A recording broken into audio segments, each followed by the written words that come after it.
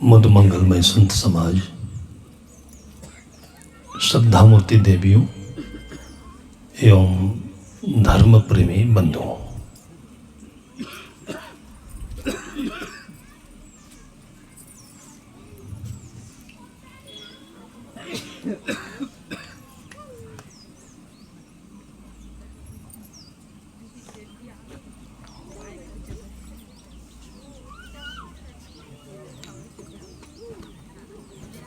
पहले सत्र में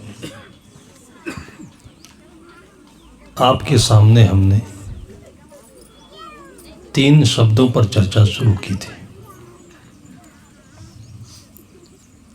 वो 3 भाषा के 3 शब्द हैं। जिन लोगों ने ये शब्द बनाए हैं वो भाषा नहीं है, वो इंसान है। पहला शब्द अल्लाह है, जो मुसलमानों द्वारा प्रयोग किया जाता है, उनका बनाया हुआ है। दूसरा शब्द गॉड है, जो ईसाइयों द्वारा प्रयुक्त होता है। और तीसरा शब्द ईश्वर है, भगवान है, प्रभु है, परमात्मा है, और भी ऐसे देवी देवता और संत महापुरुष अनेक शब्द हैं।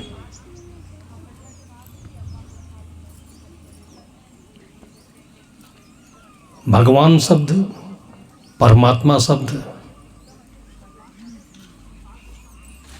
ये हमारी संस्कृति में सबसे पुराना शब्द है, जो पूरे विश्व की संस्कृति पुरानी मानी जाती है। ईसाई और मुसलमानों की संस्कृति 2000 वर्ष के आसपास की है। मनुष्य जहाँ होता है अपने हिसाब से अपनी भाषा बना लेता है। मनुष्य भावना का चोर होता है, कुंठित होता है, ग्रंथित होता है, अपनी बातें दूसरों को बताने से डरता है, बताना नहीं चाहता है। ये लगभग हर मनुष्य की आदत है। मनुष्य की आदत है, आत्मा की नहीं है, सत्य की नहीं है। मनुष्य मन का चोर होता है। मन कहते ही उसे हैं जो अंदर में कोठरी बनाया हुआ है हमने। जैसे लोग घर बनाते हैं, घर में दरवाजा होता है, कोई भी आए जाए उस दरवाजे से घर के कमरों को देख सकता है, विंडो होता है। लेकिन उन्हीं बीच में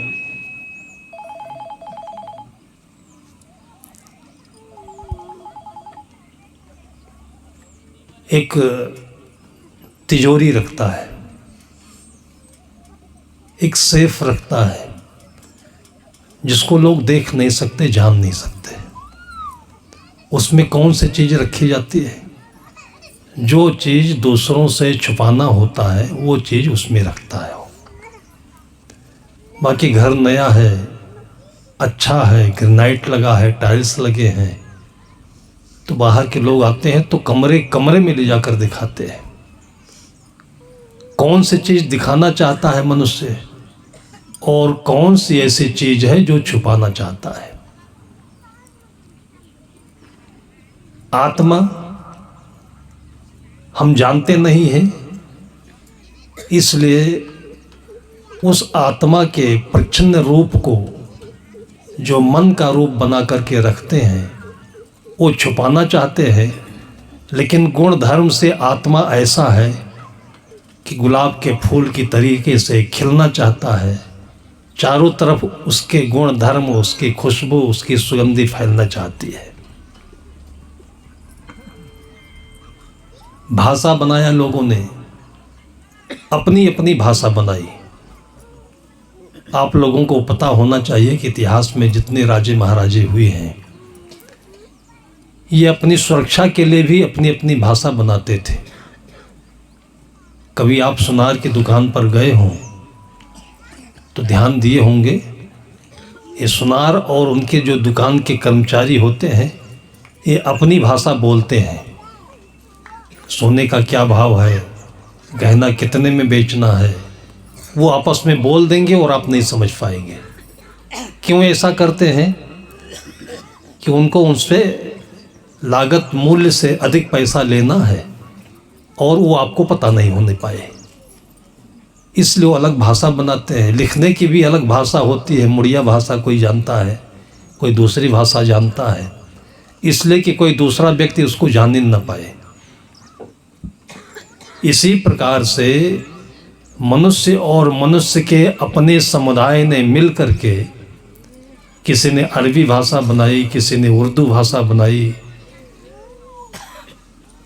किसी ने अंग्रेजी भाषा बनाई, और पूरे विश्व में ऐसे अनेक भाषाओं का प्रचलन हुआ है। सबसे पुरानी भाषा संस्कृत मानी जाती है, जो संस्कार शब्द से निःसृत है। संस्कार का मतलब होता है कि लोगों के जीने, खाने, पीने, रहने आदि का भाव, और कहते हैं कि ये पूरे मनुष्य समाज का एक आविष्कार है, उसका भाव है जो उसके संस्कारों में प्रकट होता है, और ये चारों तरफ अपने आप विकसित होता है, फैलता है। इसलिए संस्कृत को देव भाषा भी कहते हैं, देवनागरी भी कहते हैं, और उसी से मिली जुली निःसृत भाषा हिंदी कहलाती है। हिंदी शब्द में परम आत्मा है, देवता है, भगवान है, ईश्वर है। इस प्रकार से मूल रूप से, मुख्य रूप से पूरे विश्व में धर्म के लिए, दर्शन के लिए, मनुष्य सत्ता से एक अलग सत्ता को समझने के लिए 3 भाषाओं में 3 शब्द प्रचलन में आए हैं। ईश्वर शब्द है, भगवान है, ये भारतीय शब्द माने जाते हैं। मुसलमानों में अल्लाह शब्द माना जाता है, अंग्रेजों में गॉड शब्द माना जाता है। गॉड की परिभाषा मैंने बताई, हालांकि जितने ईसाई हैं वो सब इसको समझते नहीं, मानते नहीं, लेकिन जो शब्द बना है वो जी है जनरेटर, मतलब चलाने वाला, बनाने वाला, ओ होता है ऑपरेटर, चलाने वाला, और डी होता है डिस्ट्रॉयर, विनाश करने वाला है या परिमार्जन करने वाला। इस पूरी सृष्टि को जो बनाता है, जो चलाता है, और जो अंत में इसको बिगाड़ करके नया कर देता है, इन तीनों शक्तियों के समूह को भगवान शब्द माना गया है, गॉड कहा गया। और इसी प्रकार से भारतीय संस्कृति में ब्रह्मा, विष्णु, महेश कहा गया। किसी ने प्रभु कहा। प्रभु का मतलब होता है प्रधन भू। प्र का मतलब पहले होता है और भू का मतलब उत्पन्न हुआ। आप जब से हैं, ये मनुष्य जब से है, इस मनुष्य के पहले जो कुछ था वो प्रकृति है या सृष्टि है या उससे जो सूक्ष्म शक्ति है, उसका नाम प्रभु कहा गया। और दूसरे शब्द प्रयोग में आते हैं, स्वयंभू कहते हैं। स्वयंभू भगवान शंकर को भी कहा जाता है। स्वयंभू का अर्थ होता है स्वयं धन भू, जिसको किसी ने बनाया नहीं। जैसे आपका मोबाइल है, आपकी गाड़ी है, आपकी घड़ी है, आपका मकान है, इसको आप जैसे किसी ने बनाया है। लेकिन जिसको किसी ने नहीं बनाया है वो अपने आप है। स्वयं धन भू, स्वयं मने अपने आप, भू मने हुआ है। जो अपने आप में है वो कृति नहीं है, वो प्रकृति है या भगवान है या ईश्वर है या पहले से है। शब्द तो अलग अलग हो गए, लेकिन जिन लोगों ने ये शब्द बनाए हैं, एक मुसलमान का बच्चा रख दीजिए, एक ईसाई का बच्चा रख दीजिए, एक हिंदू का या भारत का बच्चा रख दीजिए। अगर ये तीनों बच्चे अभी अभी पैदा हुए हैं तो क्या आपको लगेगा कि अल्लाह का भेजा हुआ है, ये गॉड का भेजा हुआ है या हिंदू का भेजा हुआ है? उन तीनों बच्चों की अपनी कोई भी भाषा नहीं होगी, एक ही भाषा होगी कि उसको भूख लगे, जो पिला दे वो माँ। उसी की गोदी में रहेगा, खेलेगा, दूध पिएगा, उसी को माँ बोलेगा। इसलिए भारतीय समुदाय में ओम शब्द आया हुआ है।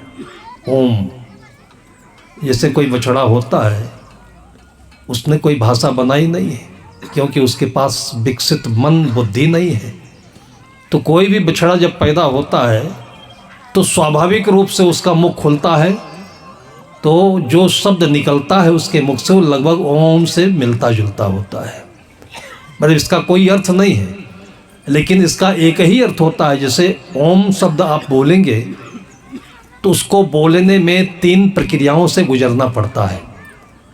आ बोलेंगे, ओ बोलेंगे, माँ बोलेंगे, 3 अक्षर होते हैं ओम में। आ बोलेंगे तो मुख खुल जाएगा, ओ बोलेंगे तो मुख लंबा हो जाएगा, माँ बोलेंगे तो मुख बंद हो जाएगा। आप लोगों ने ओम शब्द बहुत सुना होगा। बहुत लोग अपना मंत्र भी ओम को मानते हैं, उसको धर्म से जोड़ कर ले चलते हैं, लेकिन आज तक कभी इस पर विचार नहीं किया होगा कि ओम का मतलब क्या होता है। एक तो ये स्वाभाविक नैसर्गिक भाषा है कि पशु की भी आवाज़ आती है आपके आसपास में तो ओम से होता है। कुछ लोग तो अभी वैज्ञानिक आविष्कार के तहत बताते हैं कि ब्रह्मांड में जो सूर्य से एक तरंगें निकलती हैं, वहाँ के तरंगों को सैटेलाइट से या किसी माध्यम से लोगों ने जाना है, तो उसमें भी ओम की आवाज़ होती रहती है। जब आ बोलेंगे तो मुख खुल जाएगा, ओ बोलेंगे तो मुख लंबा हो जाएगा, माँ बोलेंगे तो बंद हो जाएगा। ये तीनों प्रक्रियाएं क्या हैं? मुख खुलने का मतलब आपका जन्म हुआ, आप पृथ्वी पर प्रकट हुए, मुख खुल गया। फिर आपका जो बीच का जीवन है ये थोड़ा सा लंबा होता है, ये ओ हो गया। उसके बाद जब आप इस जीवन से छूट जाते हैं, मर जाते हैं, मृत्यु होती है, तो माँ, मुख का बंद होना, मुख का खुलना, थोड़ी देर बढ़ना और उसके बाद फिर बंद हो जाना। इन तीनों प्रक्रियाओं को एक शब्द में जोड़ दें तो ओम बनता है। ऐसे राम भी बनता है। जैसे राम में 3 अक्षर पाए जाते हैं, एक रा होता है, दूसरा आ की मात्रा होती है, तीसरा माँ होता है। रा कहेंगे मुख खुल जाएगा, आ कहेंगे तो थोड़ा सा लंबा होगा, और माँ कहेंगे कि बंद हो जाएगा। जन्म, जीवन और मृत्यु, इन तीनों के बीच में पूरी सृष्टि की कहानी संकुचित हो जाती है, और इसी को राम कहा गया, इसी को ओम कहा गया, और यही जीवन की कला है। अब इसको जीना कैसे है? पूरे दुनिया में चाहे मुसलमान हो, चाहे हिंदू हो, चाहे ईसाई हो, खाने के लिए जो चीज़ें बनी हैं वही खाएगा, जीने के लिए जो सांस लेना है वही लेगा, पीने के लिए जो पानी बनी वही पिएगा। यही सूरज है, यही नदियां हैं, यही सितारे हैं, यही मिट्टी है, यही फल है। पूरी दुनिया में यही सब चीज़ें होती हैं, इससे अलग कुछ नहीं होता है। अब मनुष्य अलग अलग भाषा भले बना ले, जैसे मुसलमान है, उसने उर्दू भाषा बना ली, तो पानी पिएगा कि नहीं पिएगा?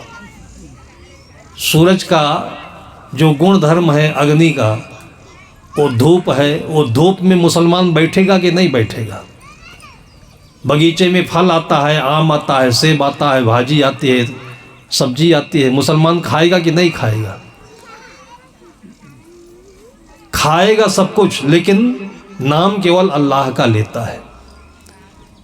मुसलमान धर्म में अल्लाह का शब्द केवल अल्लाह, अल्लाह शब्द का अर्थ केवल अल्लाह होता है।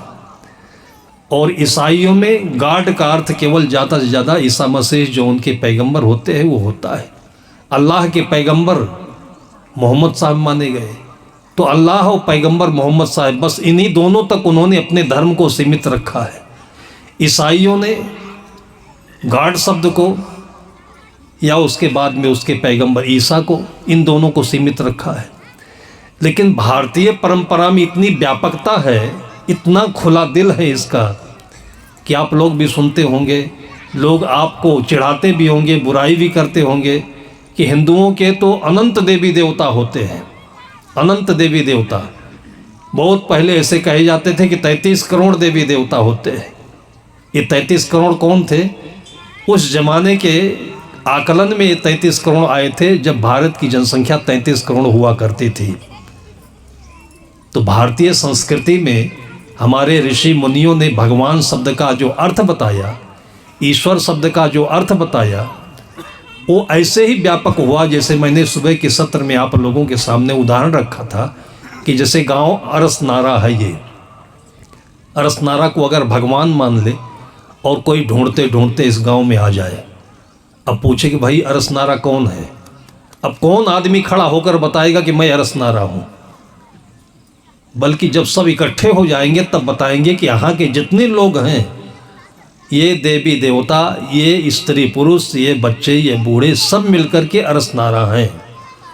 तो भारतीय मनीषियों ने इस ईश्वर शब्द को, भगवान शब्द को खोल करके जब इसकी व्याख्या की है तो ये लगा कि ईशावास सिमिदम सर्वम यत्किन जगत्याम जगत, ये उपनिषद का सूत्र है कि इस जगत में, पूरी पृथ्वी में जो कुछ भी है, इसमें मनुष्य भी है, चराचर प्राणी भी है, ये सारी चीजें ईश्वर है। अभी कितनी व्यापक परिभाषा है कि ईश्वर का मतलब कोई एक व्यक्ति नहीं है, कोई तनाशाह नहीं है, किसी के पास किसी के ऊपर दबंगई नहीं है। ईश्वर का मतलब कि हम लोगों का मिला जुला भाव, जैसे आपके गांव की पंचायत, सरपंच, जैसे पूरे भारत देश का प्रधानमंत्री नरेंद्र मोदी, तो नरेंद्र मोदी का मतलब या आपके गांव का सरपंच का मतलब, आपके गांव के सरपंच तो यहाँ बैठे भी होंगे अभी, है?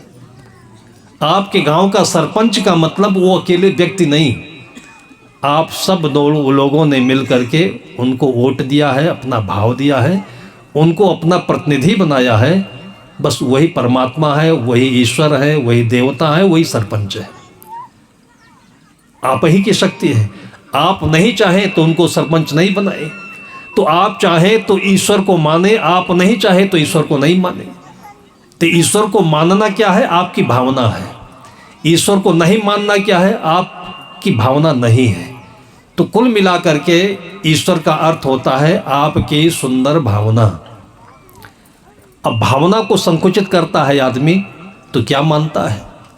बेटा मानता है, बहू मानता है, पत्नी मानता है, पति मानता है, रुपया पैसा मानता है, महल मकान मानता है।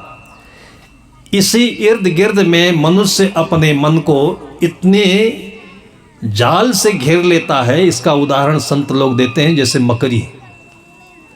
मकड़ी को आपने देखा होगा कि अपने मुख से जाला निकालती है और इधर से उधर, उधर से उधर चारों तरफ से फैलाती है और उसी के अंदर में फंस जाती है और उसके बाद उसी में मर जाती है। ये पहले के संत महापुरुषों ने कोई देखा होगा तो मनुष्य के जीने के इस संकुचितता को देख करके उन्होंने मकड़ी का उदाहरण दिया या कोल्हू के बैल का उदाहरण दिया। सदगुरु कबीर साहब कहते हैं कि खसम बिन कोल्हू के बैल भयो, बैठत नाय साधु की संगत ना दे जन्म गयो। कभी आप अपने पत्नी से, पति से, बेटे से, परिवार से, रुपया पैसा, सोना चांदी, इससे थोड़ा सा अलग होकर के बैठते तो आपको धूप मिलती, आपको अच्छी हवा मिलती, आपको बाहर की सुंदरता मिलती। तो पति पत्नी के बीच में, रुपए पैसे के बीच में, जोरू जमीन के बीच में जो झगड़ा है या आपके अंदर में जो उसके लिए आसक्ति है, लालच है, जिससे मन बंधा बंधा रहता है, जिससे आप ऊब रहे हैं, जिससे लड़ रहे हैं, मतलब जिस कारण से यह जंजाल बना हुआ है, उससे थोड़ा सा बाहर होते तो आपको लगता कि सुख और शांति तो वैसे भी है। तब आदमी गृहस्थी के घेरे से निकल करके और थोड़ा सा बाहर जाता है, आश्रम में, मंदिर में, बाग बगीचे में, नदी तट पर, पहाड़ पर। इसलिए तो लोग घूमने जाते हैं। तब खुलापन लगता है, तब आदमी को भीतर से एहसास होता है कि हम तो एक चक्कर में फंसे हुए थे। एक दिन ये बेटा काम में नहीं आएगा, बहू काम नहीं आएगी, माता पिता छूट जाएंगे, रुपया पैसा भी छूट जाएगा, शरीर हमेशा रहने वाला नहीं है। इनकी सबकी नश्वरता की याद नहीं करते हैं, इनको पकड़ के ऐसे जकड़े बैठे रहते हैं कि हमें लगता है कि इसी से हमारा वैभव है, इसी से हमारी ज़िंदगी की तरक्की है, इसी में सारे संसार का सुख है। ये आदमी का बंधन बनता है। सदगुरु कबीर साहब कहते हैं कि बहु बंधन से बांधिया एक बिचारा जियो, कि बल छूटे आपना कीर छुड़ावे पियो।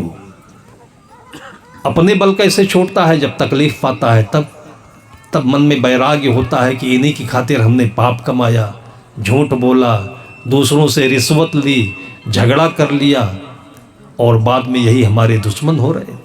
नहीं दुश्मन हो रहे हैं। मैं मानता हूं कि आपका परिवार बड़ा मेल मिलाप से रहता है तो उससे मोह बन जाएगा, मोह बनेगा और कभी किसी को कुछ होगा या आपको कुछ होगा तो तकलीफ होगी। इस संसार को छोड़ने में तकलीफ होगी, मरने से पहले तकलीफ होगी। और ये निश्चित है, ऐसा तो हो नहीं सकता है कि आप बेटे बेटी, पति पत्नी, भाई परिवार के बीच में मोह बना करके एक दूसरे से लिपट करके चिपके रहे और कोई छूटे नहीं। आप लोगों को याद है कि नहीं, थोड़ा पहले की बात है, आज से लगभग 40-40 वर्ष पहले की, सुना होगा कि एक अमेरिका वालों ने एक प्रयोग किया था, परीक्षण छोड़ा था। उसका नाम था स्काई लैब। याद आया? स्काई लैब एक अंतरिक्ष प्रयोगशाला था। यहाँ से उड़ा दिया उसको, आसमान में वो सब परीक्षण कर रहा था। यहीं नीचे से स्टेशन से, लॉन्चिंग पैड से उसका कंट्रोलिंग होता था। धीरे धीरे धीरे धीरे कुछ दिन के बाद वो कंट्रोल छोड़ गया उसका। अब इतना भयंकर था वो कि छोड़ गया तो फिर वो पृथ्वी की ओर धीरे धीरे आने लगा। तब अमेरिका को डर लगा कि ये जहाँ गिरेगा वहाँ 1 शहर 2 शहर तो ले जाएगा ये। फिर जब से ये सूचना आई रेडियो में, उस ज़माने में तो मोबाइल वगैरह होते नहीं थे, लेकिन एक दूसरे के पास जब सूचना पहुँची है तो पता है लोग क्या किए हैं? रोज़ शाम को बैठकर कहते थे आओ मिल कर के खा ले, बोल ले, हंस ले, अब तो गिरेगा तो मरना ही है, कहते थे ना। रोज़ समाचार मिलता था कि अब ये दुर्ग में गिरेगा, रायपुर में गिरेगा, कानपुर में गिरेगा। और इतना भारी भरकम लोगों के अंदर में दहशत मची है कि मैंने तो देखा कि कुछ लोग चालाकी लगा करके, उपाय लगा कर कहे कुएं में घुस जाइए, वहाँ लैब नहीं गिरेगा, वहाँ उसका प्रभाव नहीं आएगा। कितने लोग तो मरने से पहले कुएं में डूब के मर गए। ऐसे भी सोचना आए भाई, ये जो सृष्टि का नियम है, अकेले आए हो अकेले जाना है, तो हाथ पकड़ करके गला बांध करके क्या बच जाओगे एक दूसरे से? संत महापुरुष लोग इस जीवन का विश्लेषण करके इसको खुला साफ साफ दिखा करके, कैसे? जैसे डॉक्टर के यहाँ आप जाते हैं, आपके किडनी में पथरी है लेकिन आपको दिखता नहीं है, दर्द होता है, तो डॉक्टर के पास जाते हैं दर्द दिखाने के लिए। डॉक्टर के पास वो आँखें हैं जो ऊपर से अंदर तक की वो देख लेता है, उसको अल्ट्रासाउंड कहते हैं, सिटी स्कैन कहते हैं। वो सामने आपके रखता है, फिर आपको खोल करके दिखाता है कि देखिए आपकी चमड़ी है, चमड़ी के नीचे मांसपेशियां हैं, उसके नीचे ये किडनी है, किडनी के अंदर में ये 15 mm की 15 मिलीमीटर की पथरी फंसी हुई है, इसलिए दर्द होता है। उसके बाद उसी प्रकार से कई चीज़ लाकर काटता है, निकालता है आपको बेहोश करके, और उसके बाद फिर जोड़ देता है, अब दर्द से मुक्त हो जाते हो। तो दर्द क्या है कि संसार में जहाँ पर आप रह रहे हो वहाँ पर किसी न किसी कारण से, या तो आपकी कामनाएं इतनी बढ़ती चली जा रही हैं कि कल को आप 1 लाख के मालिक थे, आज 1 करोड़ के हो गए, तो भी आपकी तृष्णा पूरी नहीं हो रही, चैन नहीं मिलता, नींद नहीं आती, भूख नहीं लगती। या तो कामनाओं के कारण से, तृष्णा के कारण से, और या तो क्रोध के कारण से कि आपके बेटे कहा नहीं मानते हैं, बेटा का कहा बाप नहीं मानता है, परिवार में विखंडन है, क्रोध के कारण से आपको तकलीफ़ें हैं, या तो लोभ के कारण से है या मोह के कारण से है। मतलब जिन कारणों से आपको तकलीफ़ होती है उन कारणों में मन के यही विकार कौन होते हैं? आपके सोचे हुए विचार। विचार क्या है? आपका अहंकार। अब ये सब चीज़ें एक अध्यात्म की भाषा में, धार्मिक भाषा में वैसे ही खोल कर दिखाते हैं संत लोग, जैसे खोल कर डॉक्टर आपको किडनी का स्टोन दिखा देता है और आपसे पूछता है कि भाई इतना खर्चा लगेगा और ये चीज़ मैं पथरी निकाल देता हूँ, आप सही हो जाओगे। अभी थोड़ी देर पहले हमसे कोई भक्त जी पूछ रहे थे कि कबीर पंथ में कुछ परंपरा ऐसी है कि चौका आरती कराते हैं, तो सही है कि नहीं सही है? मैंने कहा कि वो भी सही है, ये भी सही है। जैसे आपकी तकलीफ़ को दूर करने के लिए मैंने आपको एक शब्द बोल दिया, आप ज़्यादा समझदार हैं, उसको समझ लिए, आपकी तकलीफ़ दूर हो गई। उससे भी आपको अगर तकलीफ़ नहीं दूर हो रही है तब आपका सिटी स्कैन करना पड़ेगा, तब आपका मैप लेना पड़ेगा, आपका अल्ट्रासाउंड लेना पड़ेगा।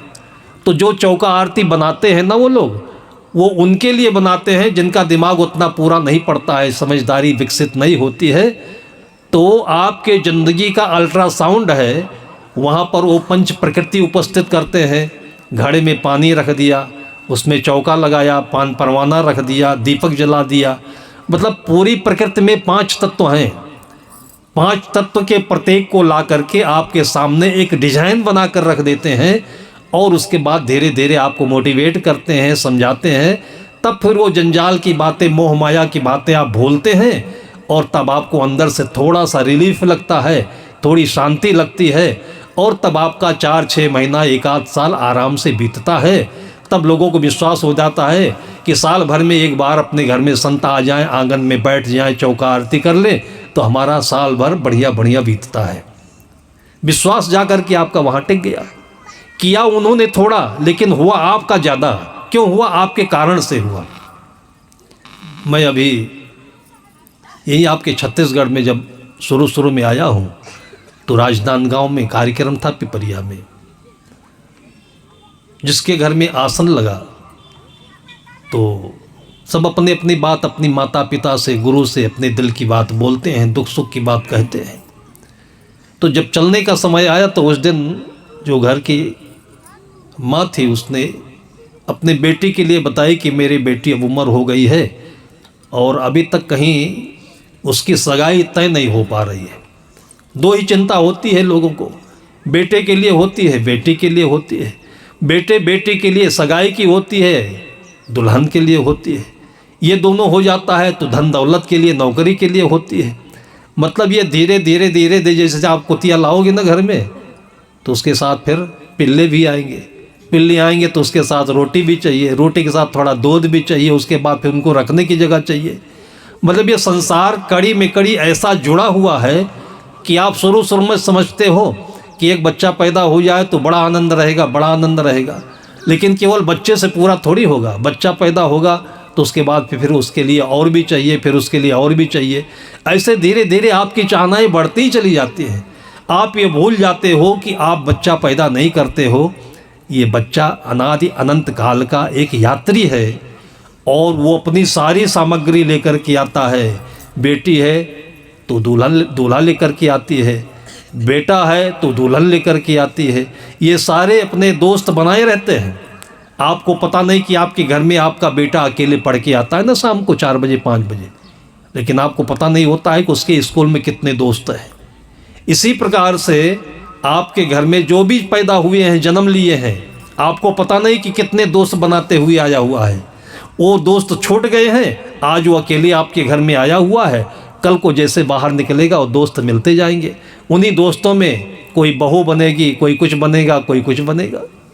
उसी में उसका रुपया पैसा भी होगा, उसकी नौकरी भी होगी। आप धैर्य भर धारण रखिए, बाकी सब कुछ होगा इस संसार में जो हो रहा है। लेकिन अनजानपन के कारण से हम उधर की बात नहीं जानते हैं। जैसे शरीर के बाहर दुख तो लगता है लेकिन शरीर के अंदर में किडनी का स्टोन नहीं देखते हैं, फेफड़े में इन्फेक्शन हो गया है उसको नहीं देख पाते हैं। इसलिए संत पुरुष आपको वो दूरदृष्टि देते हैं। उसी दूरदृष्टि को सदगुरु कबीर साहब ने पारख कहा। पारख का मतलब क्या होता है कि एक इंसान आपके सामने आया हुआ है, अब मुख से तो मीठी मीठी बातें कर रहा है, लेकिन उसके भीतर में उन बातों का अर्थ क्या है ये कौन समझेगा? ये आपके आत्मा की स्पष्टता समझेगी, आत्मा की निर्मलता समझेगी। लेकिन आत्मा में निर्मलता है नहीं, आपके पास लोभ है, तो मीठी बातों का अलग अर्थ लगाने लगेंगे। हमारे एक गुरु भाई थे, बहुत पहले की बात है, उनको अपना एक भक्तों को मिला करके भंडारा करना था। बैसाख जेठ का महीना था तो भंडारे के लिए बहुत सामान इकट्ठा करने पड़ते हैं। तो सामान खरीदने के लिए वो बाज़ार में सुबह 10 बजे गए होंगे और चलते फिरते दोपहर में 1 बज गए। उस ज़माने में संत लोग अपने पास एक जल का पात्र रखते थे, अभी तो स्टील का आया है।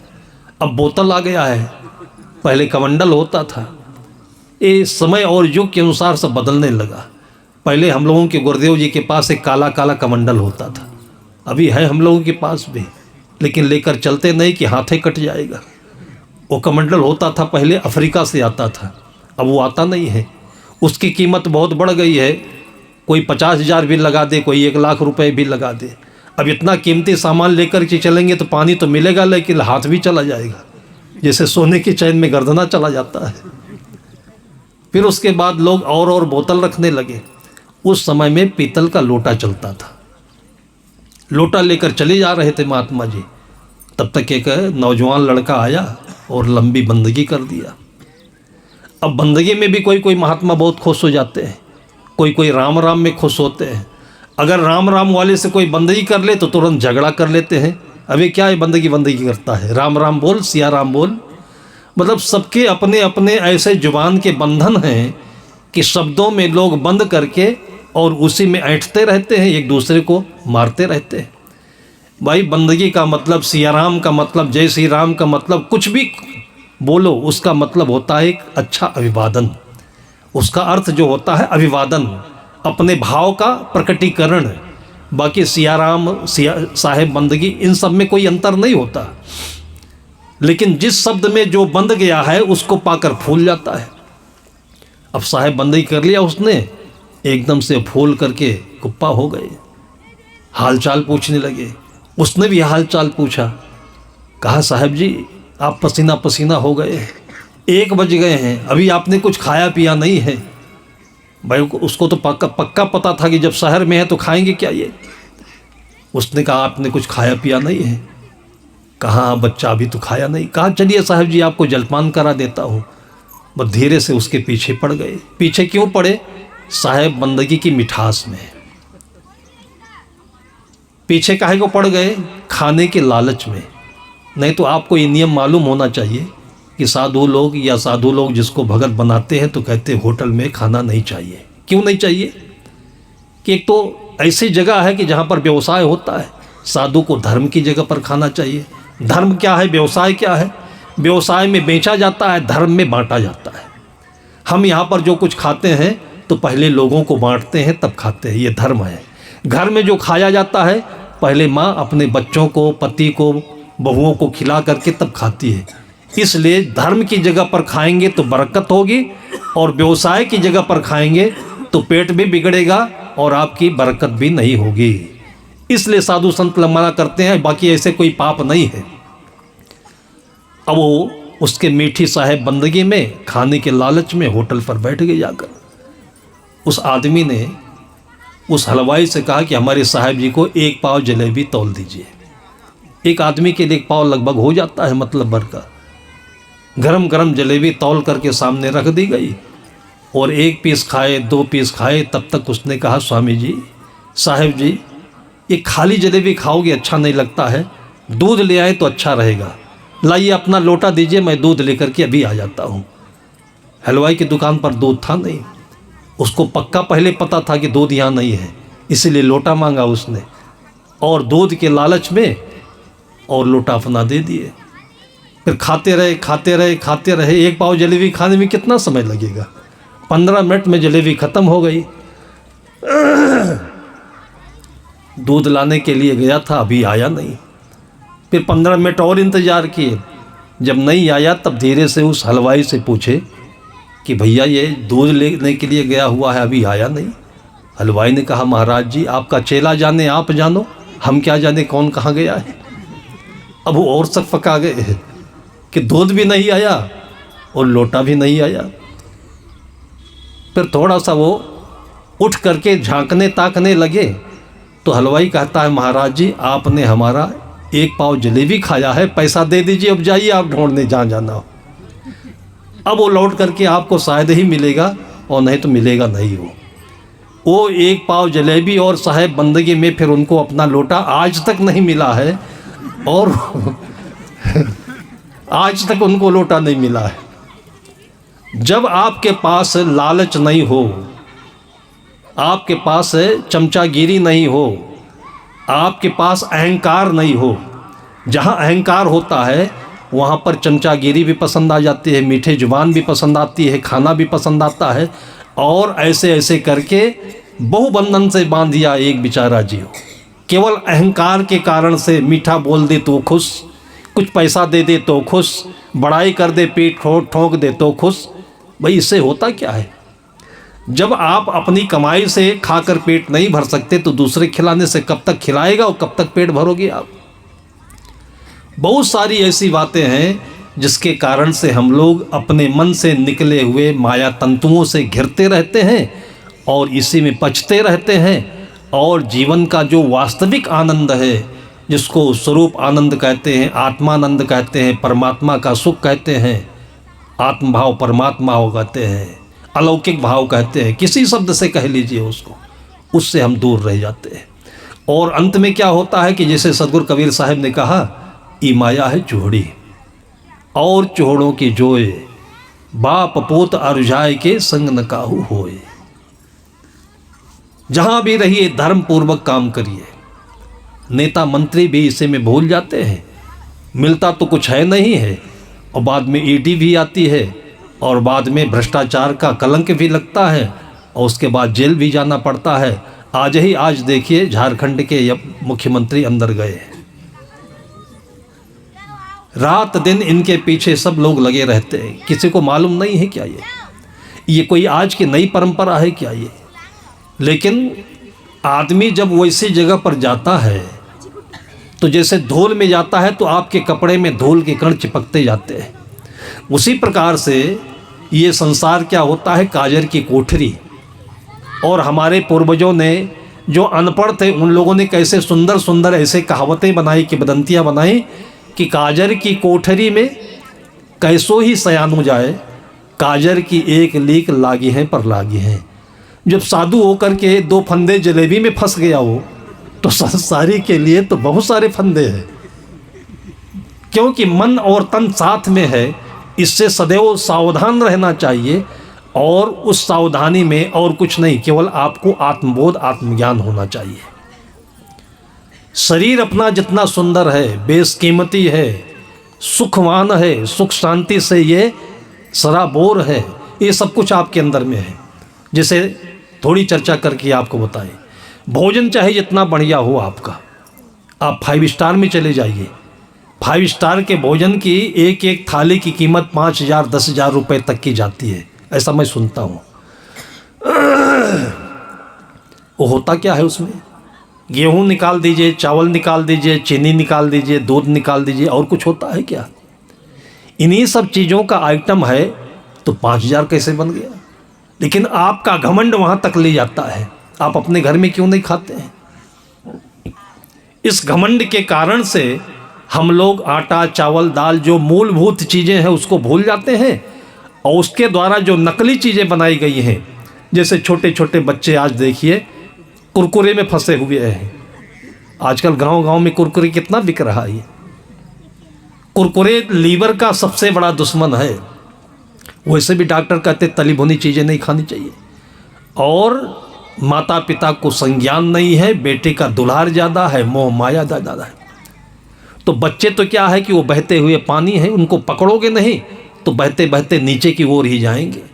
अगर आपको मातृत्व भावना है, बच्चे को उठाना है, तो जैसे आप नदियों के पानी को डैम बनाते हैं, बांधते हैं तो वही पानी ऊपर बढ़ता है। तो ऐसे अपने बच्चों के मन इंद्रियों को संयम नियम से डैम बनाकर बांधेंगे तो वही मन जो कुरकुरे खा रहा है, वही मन फिर धीरे धीरे पढ़ेगा, फिर धीरे धीरे आगे बढ़ेगा, फिर डॉक्टर बनेगा, फिर इंजीनियर बनेगा, और डॉक्टर इंजीनियर बनने के साथ साथ एक सच्चा आत्मनिष्ठ मानव भी बनेगा, जो अच्छा से अच्छा लोगों का इलाज करेगा, संसार का कल्याण करेगा, और माता पिता को देवी देवता राम सीता की जगह पर प्रतिष्ठित कर देगा। वो आज दशरथ का नाम क्यों लिया जा रहा है? ये अयोध्या नगरी ही क्यों सामने आई है? ये नहीं आएगी तो क्या सीरिया आएगा?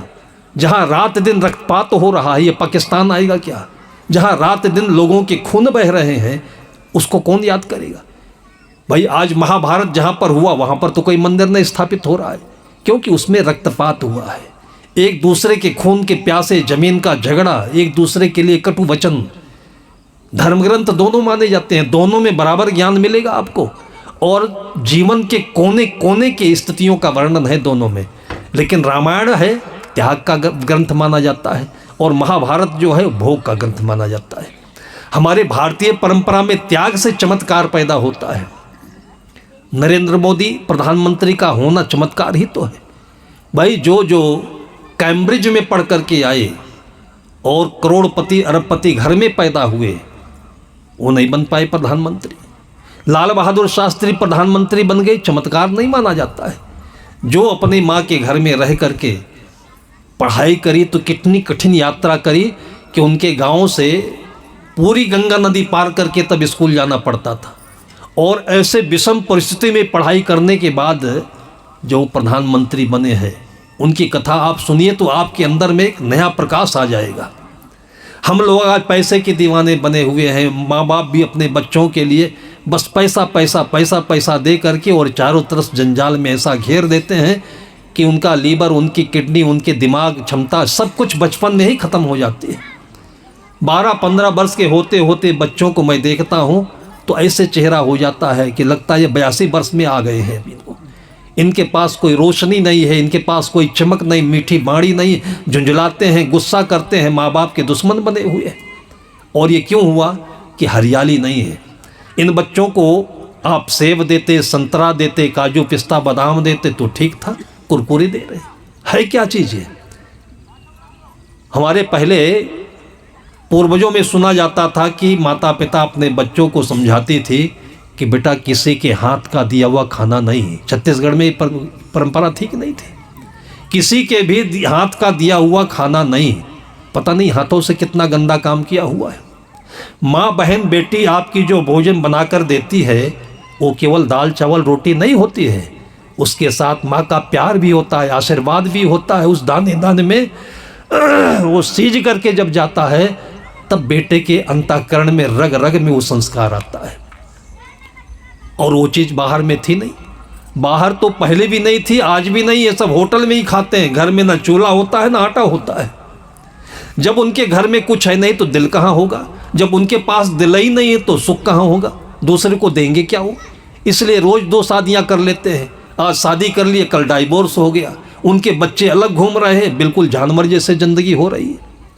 उस जानवर जैसी ज़िंदगी को केवल अच्छा अच्छा पहने हुए देख करके, घूमते हुए देख करके आपने अंदर की चीज़ पहचानी नहीं, और वही गोबर की मिठाई पर चांदी का वर्क देख करके खरीद लिया उसको, अपना लिया उसको। आज हमारे परंपरा में जो बीच बीच में अंधता पैदा होती आई उसको दूर किया। इसलिए सदगुरु कबीर साहब ने कहा कि भूल मिटे गुर मिले पारखी, पारख दिए लखाई, कहें कबीर भूल की औसत, पारख सबकी भाई। आज मैं देखता हूँ घरों घरों में बच्चों का जन्मदिन आता है और जन्मदिन के अवसर पर केक ले आते हैं, ये मोमबत्ती बुझाते हैं, केक कटवाते हैं, करते हैं। लेकिन क्यों करते हैं आपने कभी पूछा? आपके अरसनारा गांव में कितने घरों में केक कटता होगा, लेकिन आपने कभी पूछा कि क्या चीज़ है? होली आती है, उसके पीछे तक किंवदंती है, कथा है कि आपके पूरे साल भर का जितना कचरा होता है, कल नया साल लगने वाला है, आज उसके पूर्व दिवस में संध्या में होलिका जलाई जाती है, तो आपके पूरे घर का जो कचरा होता है उसी होलिका में डाल देते हैं।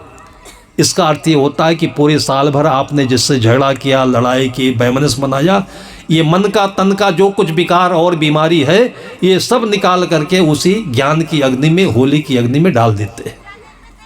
उसके बाद जब सवेरा आता है नए साल का, तो रंग बिरंगा उपहार रंग लेकर के, अपने खिले हुए मन को लेकर के लोग सबके गले मिलते हैं, सबका मुंह लाल करते हैं, सबके गाल चेहरों को रंग देते हैं कि पूरे साल भर हम लोग इसी खुशी मन से मिलेंगे। ये होली का तात्पर्य होता है। दीपावली का तात्पर्य होता है कि आपके कोने, घर के कोने कोने में जहाँ कहीं अंधेरा हो वो सब आज दूर हो जाना चाहिए। उसके पहले से तैयारी होती है। एक दिन पहले लक्ष्मी की पूजा होती है कि नहीं होती है? लक्ष्मी की पूजा जिसको धनतेरस कहते हैं। लक्ष्मी की पूजा क्यों होती है? कि आपके घर में आपकी मेहनत से आपने जो पैसा कमाया हुआ है वो लक्ष्मी है। जितनी इज्जत, जितना प्यार आप अपनी बेटी को देते हो, वैसे ही उस लक्ष्मी को देना। आपके हाथों से ये रुपया कहीं शराब में, कहीं कबाब में, कहीं दूसरे के खून में नहीं जाना चाहिए। अगर इसकी इज्जत आज नहीं करोगे तो कल आपकी लक्ष्मी नाराज होकर निकलेगी ना, तो ज़िंदगी भर आपके पास आएगी नहीं। और यही कारण है कि कितने लोग आकर हम लोगों को हाथ दिखाते हैं, कहते महाराज जी पैसा बहुत कमाता हूँ, लेकिन हाथ देख लीजिए पैसा रुकता क्यों नहीं हमारे यहाँ। आपके घर में कोई रिश्तेदार आए, मेहमान आए और उसकी खातिर नहीं करिए, सम्मान नहीं करिए, रुकेगा क्या आपके घर में वो। हम लोगों के बचपन में कहानी बताते थे बुजुर्ग लोग। आपके यहाँ नया त्यौहार होता है कि नहीं?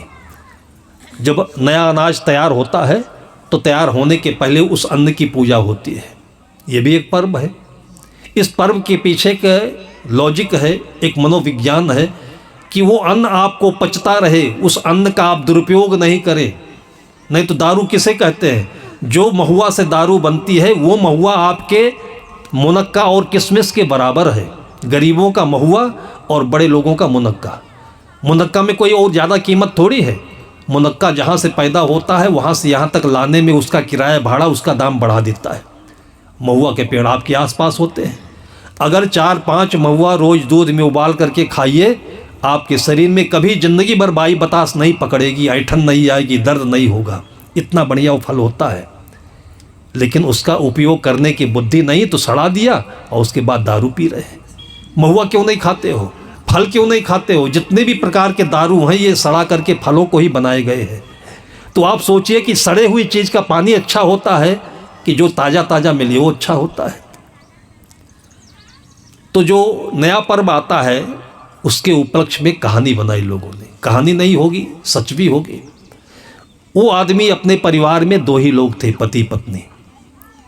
तो पति ने कहा, थोड़ा सा कंजूस थे, वैसे ज़मीन तो उसके घर में 25 एकड़ थी। 25 एकड़ में केवल 2 लोग खाएं तो कितना खाएंगे? उनको सोचना चाहिए, दिल को थोड़ा बड़ा करना चाहिए कि हमारे गांव के सभी बेटे बेटियां, सभी बच्चे बच्चियां अपनी संतान हैं। जो अपने हैं वही सबके हैं, जो सबके हैं वही अपने हैं। जिसको मन मान ले, जिससे जुड़ जाओ, वही अपना होता है।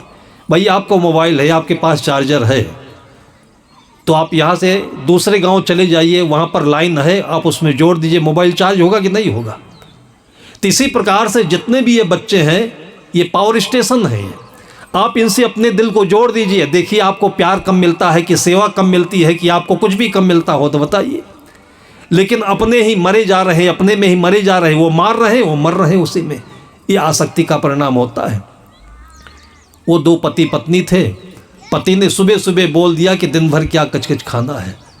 वैसे पर्व त्यौहार के उपलक्ष्य में भारतीय परंपरा में ये मान्यता है कि उस दिन कम से कम आसपास के जितने लोग हैं, गांव के जितने प्रजाति जात के लोग हैं, सभी अपने परिवार हैं, भाई बहन हैं, सबको एक एक खुराक खिलाना है। ये हमारी भारतीय परंपरा में आज भी होता है। चाहिए तो ऐसा था, लेकिन पति ने पत्नी को बोला बुढ़िया से कि शाम को हम लोग इकट्ठे ठीक से खाएंगे और ज़्यादा इधर उधर का नहीं बनाओ, नाप तौल करके बनाओ। पत्नी भी हाँ में हाँ मिलाई। शाम को 4 बजे फिर जो कुछ पना बनता है, खीर बनती है, आपके यहाँ खट्टा बनता है, भाजी बनती है, बड़ा बनता है, ऐसे उसने आइटम बनाए, लेकिन बिल्कुल तौल करके 2 खुराक बनाया। अब खाने का समय आया, सूर्य अस्त होने को था। जाड़े के दिनों में सूर्य जल्दी अस्त हो जाता है। तभी तक झोला लिए हुए एक आदमी पाहुना बन करके सीधे आया और खटिया पर बैठ गया। अब बहुत पुराने रिश्तेदारों में कोई लगता होगा, पहचान भी हुई। अब उसी समय भोजन भी तैयार है।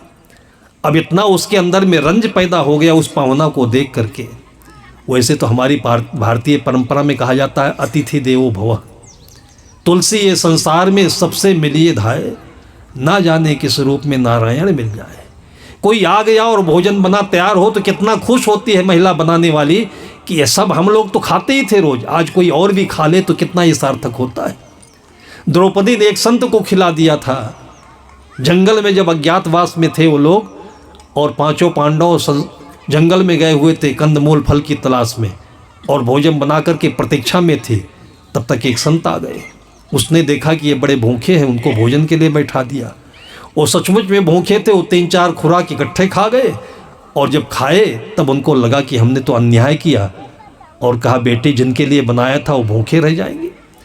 इतनी आह्लादित थी खिला करके वो द्रौपदी कि उसने कहा कि भगवान आप जैसों के खाने से भोजन कभी कम नहीं पड़ता है। कहते हैं कि उस महात्मा के अंतरात्मा से आवाज़ आई कि बेटी मैं आशीर्वाद देता हूँ, वरदान देता हूँ, जब तक तुम नहीं खाई रहोगी तब तक कितने भी खाते रहे तुम्हारी रसोई में भोजन चुकेगा नहीं।